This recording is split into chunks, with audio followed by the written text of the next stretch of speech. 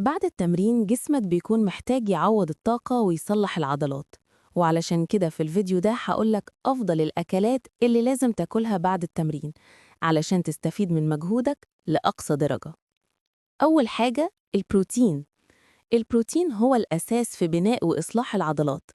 أفضل المصادر صدور الدجاج، البيض، التونة، أو حتى الواي بروتين لو مستعجل. تاني حاجة الكربوهيدرات الصحية. بعد التمرين جسمك بيحتاج يعوض الجلايكوجين اللي اتحرق. اختار حاجات زي الشوفان، البطاطا، الرز البني، الفاكهة زي الموز. تالت حاجة الدهون الصحية، بتساعد على امتصاص الفيتامينات وبتقلل الالتهاب، زي الأفوكادو، المكسرات، زيت الزيتون. رابع نقطة السوائل وتعويض الأملاح. اشرب مية كفاية، ولو تمرينك كان تقيل اشرب مشروبات إلكترولايت علشان تعوض الأملاح اللي فقدتها.